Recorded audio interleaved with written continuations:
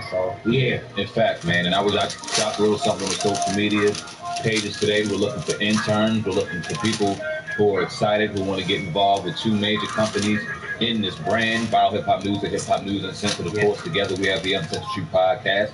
If you're in college, if you're out of college, if you have specialties in coding, web design, sound engineering, video camera editing, video camera work, go ahead and email either one of us, oldguy@hiphopun.com, or myself, Sam BLS Media Inc. 1@gmail.com for further information on that. We're very serious. 2019, we're not playing. We're taking over, but we rather have the results speak for themselves. That's what we do over here, man. So you guys stay tuned for that. If you want any more information, go ahead and email us. But yeah, man, let's get right to it, man. What we got first on the ticket this evening? Yeah, before we get started, I want to give a shout out to my man.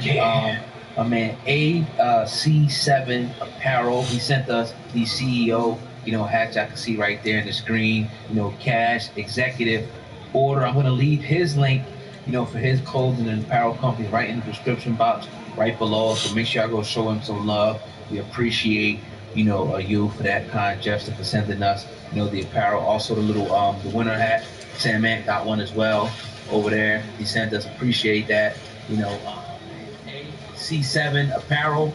I see what it is. Go support this young brother doing, his thing, out there. If y'all want to send us stuff too, hit me up at oldguy@hiphopun.com, and I'll let you know what you can send. Me and Sam Matt, some stuff that we can wear, on the podcast. We'd much rather do that. We're trying to sit there and promote young business people out here that want to promote their brands. We'd rather do that than these other clothing. We're not getting money from the Jordans and the polos and the various other clothing that we like to wear throughout our day. So we'd rather promote you and get some money in your pocket. That's what we have to do out here, support our own. So like Old Guy said, drop them an email, send the stuff, we'll wear it, support your brand, man, for sure. Yeah, let's get right to it. Yeah, man, definitely. Yesterday, man, as we were doing our little emergency, surprise podcast, last night, it came across the ticker that Tekashi 6ix9ine, TMZ actually reported that Tekashi 6ix9ine told investigators that Mackenzie, aka Kuda, was the one behind the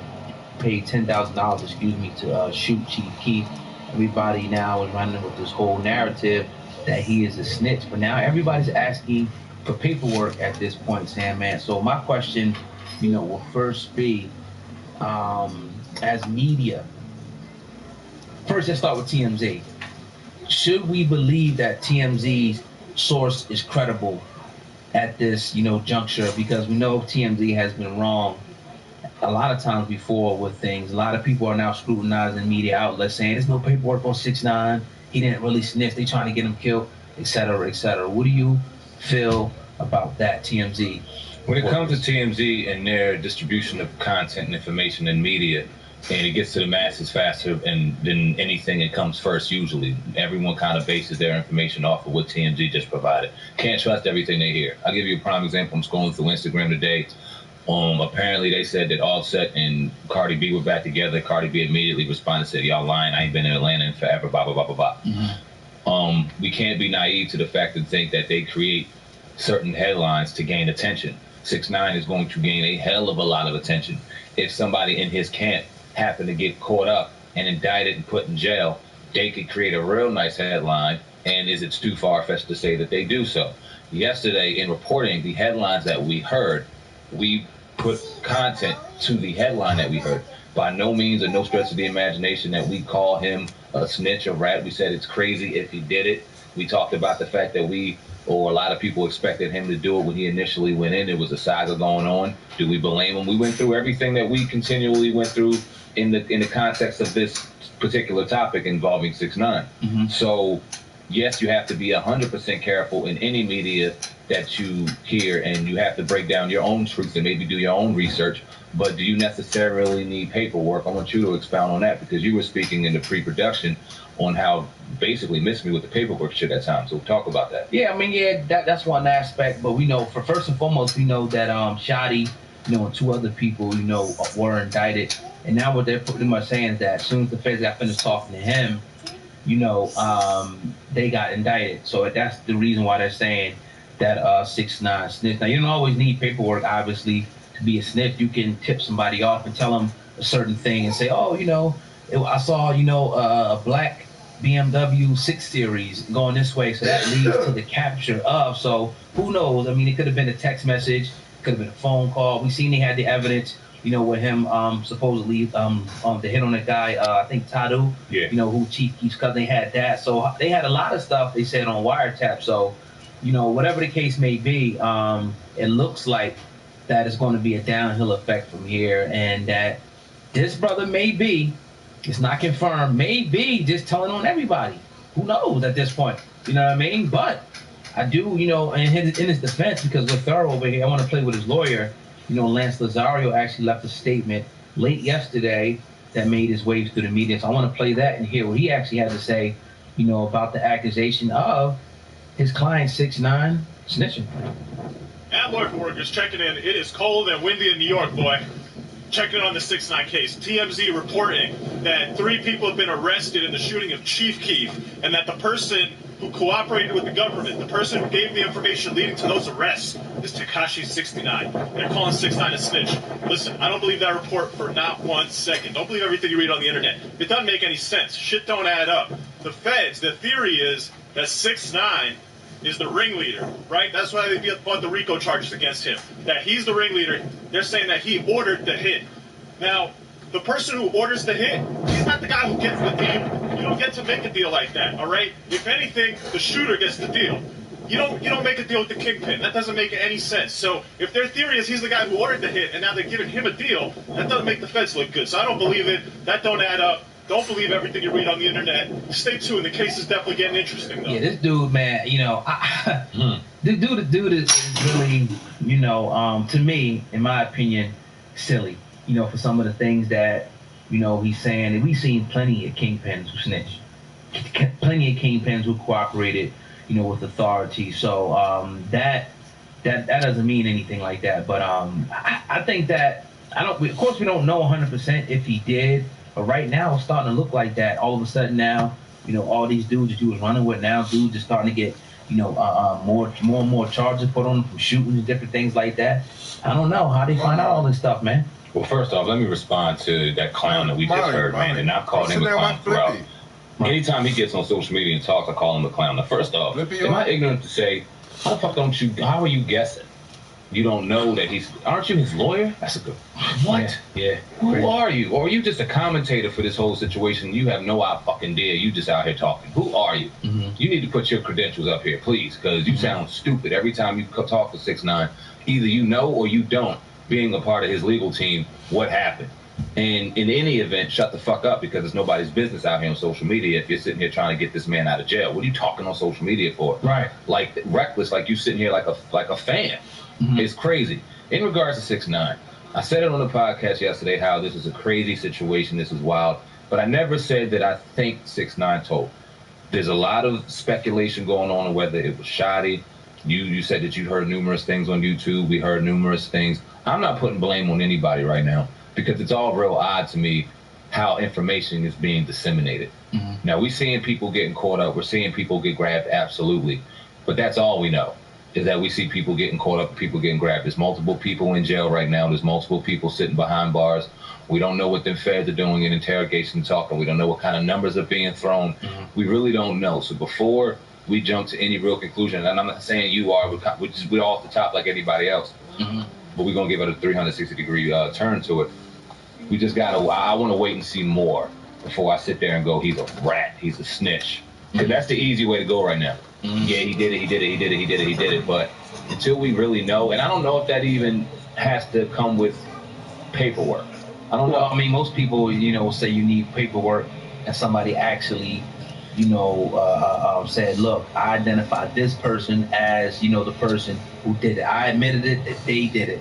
That's what they're saying a snitch is in this, instant. TMZ, they've been wrong before. You know what I mean? Obviously. So, that kind of is what it is with that. They've been on top of this situation, and they seem to run with any story that they grab. Now, they said mm-hmm. sources tell them. I would love to hear if they have a response to this situation or mm-hmm. expound upon the sources. We'll see, man. This is another development. Trial is until September, if I'm not mistaken. So mm-hmm. he still has a long time to go, 9 months. Still got a long way to go. So yeah. I'm sure we'll hear multiple headlines. And what I was saying in the comment section, as far as like people, and I definitely could believe this, like media outlets like TMZ, they're always fishing for information. They got people that that pay for information. So I mean, I remember I think the Rick Ross situation, they were wrong about that. So they could definitely be wrong, or they could be right. About this. He could be giving up information, and it just looks suspicious.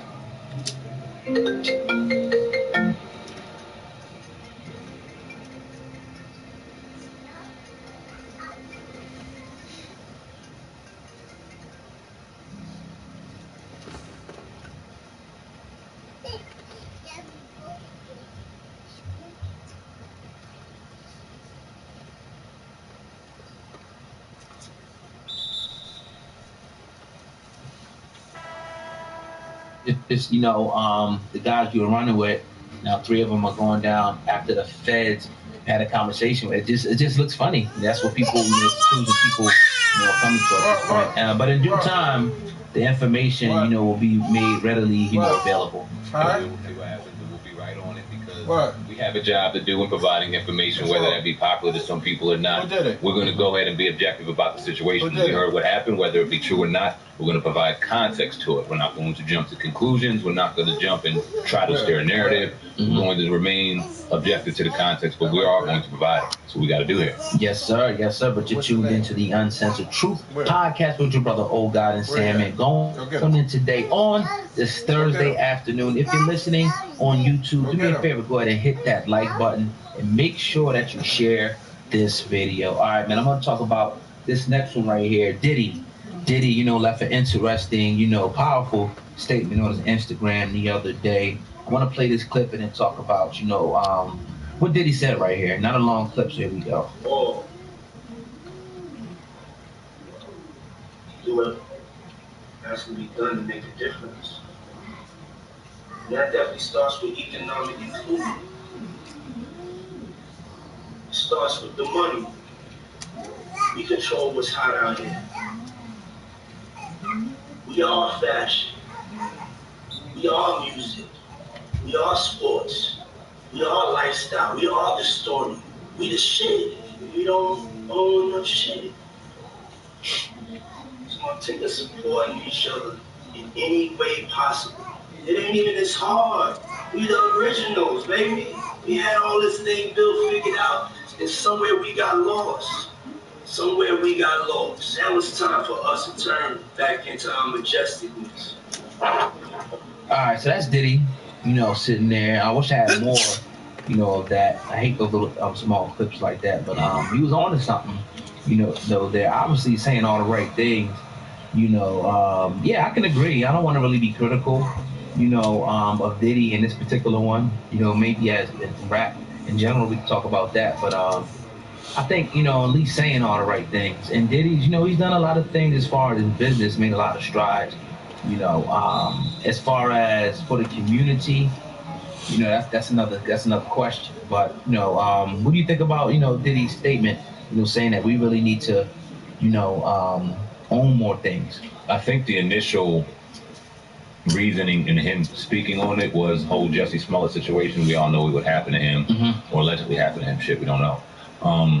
And that kind of motivated him to speak on ownership. And you want real change out here in the world amongst the oppression, amongst the racism. It starts with ownership, and we don't have enough ownership, which we talk about here day by day on the Uncensored Truth podcast. We pride ourselves as being self-made entrepreneurs, ownership of our own brands and expounding on these brands, providing jobs and opportunities for different people in a growing and expanding business. It's very exciting to do. It's something that we've always dreamt in doing, and it's very liberating in doing so. And you have somebody like Diddy, who's a tycoon, an entrepreneur, mogul, and us being able to kind of personally watch his journey from being in Howard to going into his first job and being fired in there, and grabbing Biggie and starting Bad Boy, and him and Mace, and we watched the whole shit go right in front of our eyes, and to see where he's at today, it's very inspiring to see. Even though, like we said, we know we could get on him, but we won't get on him today. It's obvious, man. We need more ownership. We need more economic control out here. And you and I talked about it and alluded to it. This isn't the end-all, be-all. There's other avenues once you start gaining some kind of capital that you need to start expounding on and learning from people in order to really take your money to a whole nother level.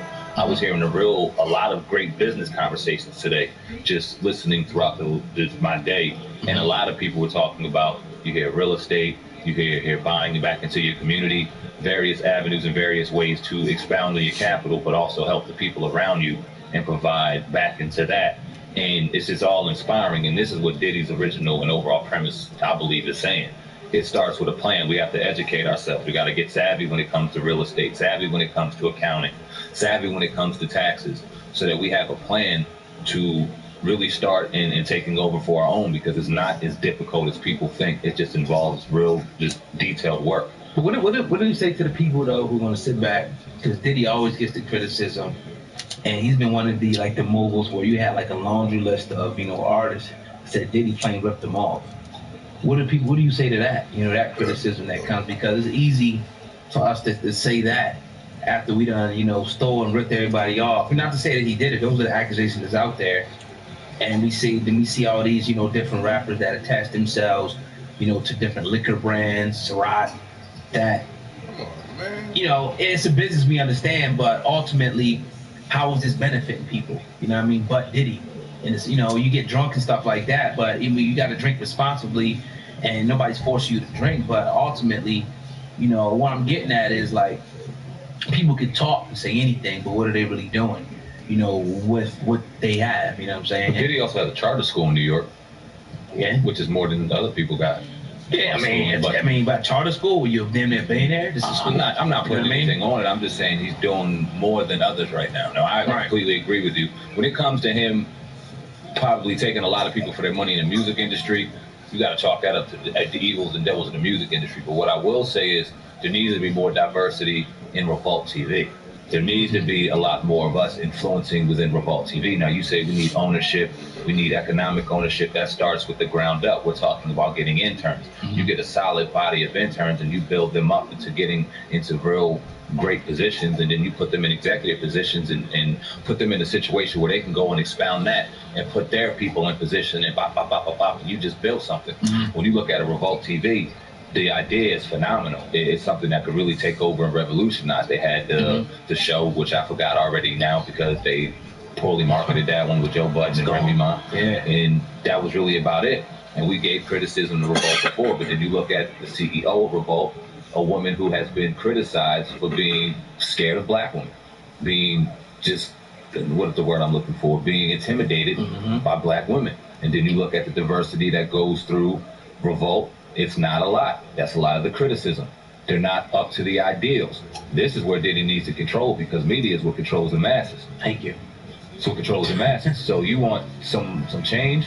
You got it right here. Get into people's ear. Yeah, and it's like they just, they satisfied, it seems like, with just, having a banner on the Breakfast Club, a Revolt banner or a mic flag. They're not, I guess, you can say, oh, what do you have? And look what Diddy has. But at the end of the day, if you're talking about that Diddy, then, really put your money where your mouth is and invest in, the things that are really going to see, the community, flourish. Not liquor, not necessarily, nothing wrong with clothes and, but liquor, come on, man. You know what I mean? You have an issue with the whole liquor thing. You don't like the liquor. I mean, it's just like, it's hypocritical, man. It's hypocritical. Everybody has their drink, but all these different, they talk about, being independent. Why did you, go get a liquor company why didn't you do something else? You know what I'm saying? Is my question. No, I understand what you're saying. And maybe that's the only, thing that they had. But if you're really talking about, and even with Dame Dash, another one, I think they have, I forget the name of the liquor, Armadale Vodka, they did the same thing. These are questions I want to ask these guys, like, if you were really about the community, why go that route? There was no conscience. It was like, damn, I don't really want to, put, poisonous, contribute to putting poisonous substance in my people. They already, bad. No different than drugs. Really, if you think about it, no, alcohol is probably one of the leading words. You got to look at it like that. Mm-hmm. You have to. No, I hear what you're saying. But I don't want to be overcritical on this particular episode because I love what he's saying. But maybe that should have been in for another, I want to talk about this a little more if you don't mind. Yeah, no doubt. Just to get your perspective on it. Because when you see, like, your Hennessy's and your other drinks, like you said, we all have our drinks that was popular, in particular in the black community. What would you say to those that would be a devil's advocate to what you're saying, where they're going to drink it anyway? Would your argument be, well, where are you putting that money that's filtering? Like, what's the next step? Like, what do you think about that? I mean, my thing is like with Frank Lucas when he went and got the dope. They're gonna do the dope anyway. They locked him up. Mm-hmm. You know, what's worse, dope or alcohol? We put both of them on the scale. You know what I mean? But again, not really I mean, I understand they did what they did, but my thing is, it's not what you do with the money, because the money still, you know what I mean? You're still killing people. They drinking anyway. You still don't put yourself in there to contribute to that, though, because the blood's on your hands, is what I'm saying. Period.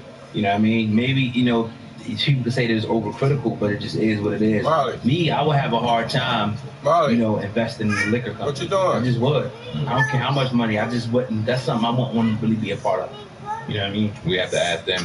I mean, in this time, we got 50, you got Jay-Z, you got Diddy, you got Dame. And the list goes on and on. Right. You know, so great question. Yeah, so definitely, man. But yeah, man, you tuned into the Uncensored Truth podcast with your brother Old God and Sam, man. Going in today on this Thursday. Everybody listening, please do me a favor. Hit that like button and make sure that you share this video. All right, what we got next? Blueface, the Blueface. We're going to talk about this. Speaking of, you know, record contracts and, you know, people getting jerked. Let's talk about, you know what I mean, my man Blueface, who had an interview on the Breakfast Club the other day. And Blueface, we know, is Whack 100 Cash Money West, managers, artists. We gotta hear this little clip right here from the Breakfast Club, man. Let's talk more about this. You saw the Cash Money through Cash Money? Cash Money West. Oh, so that is through Birdman. All I know is Cash Money West and Whack 100. You gotta ask Whack about the other people involved. You ever seen your own paperwork?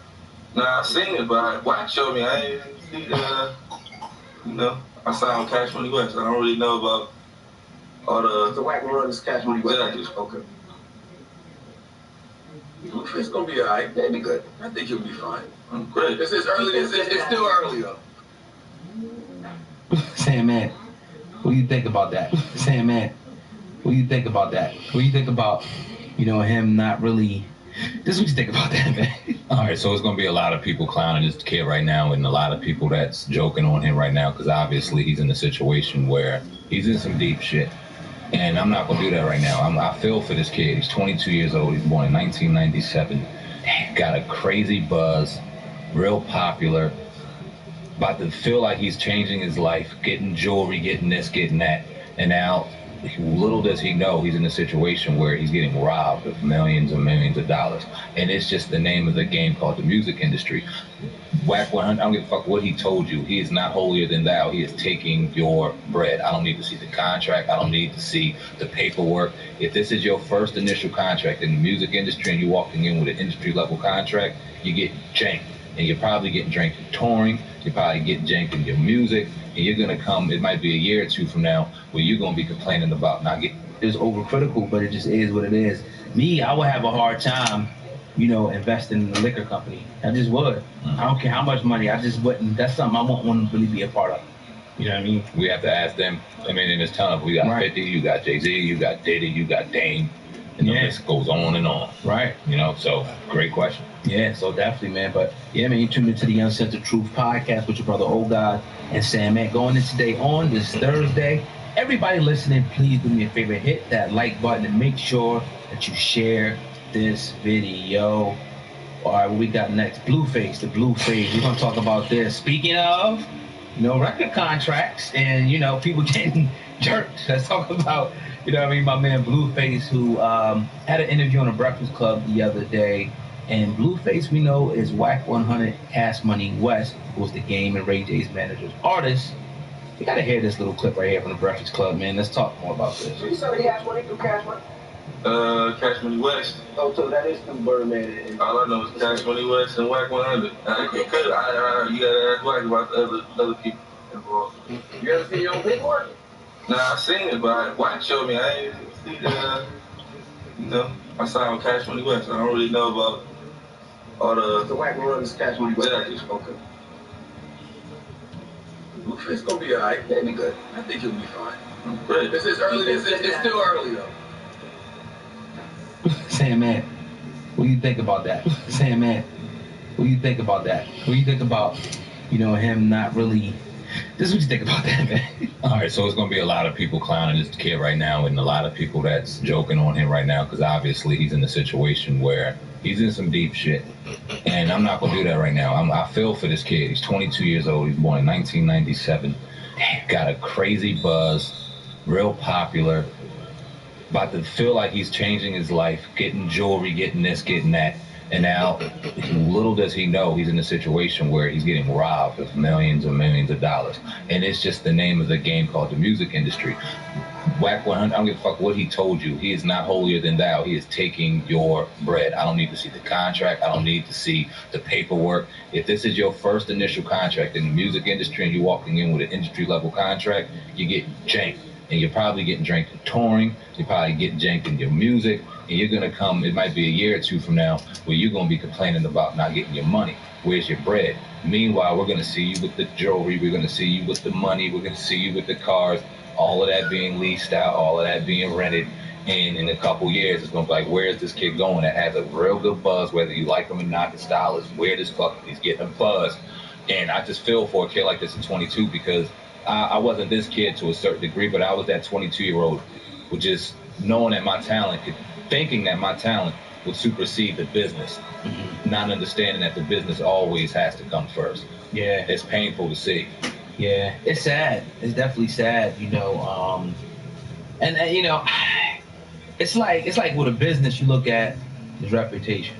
The reputation to Cash Money is not so good when it comes to you know, record contract. Even with Diddy, like we just got finished talking about.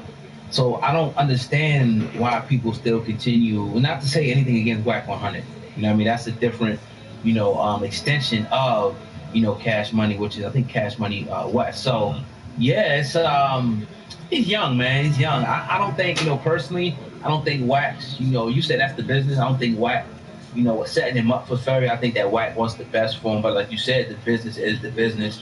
And different, you know, percentages are going. And then the fact that he don't even know really what he signed, he's deferring to him, is a bad sign because you should know what the hell you signed. You should know everything about that contract, and you could tell that he don't know shit about it. That's a bad sign because that means that if Wack is not 100% honest, then he's gonna be robbing this cat. He wants his best interest. He's telling him he wants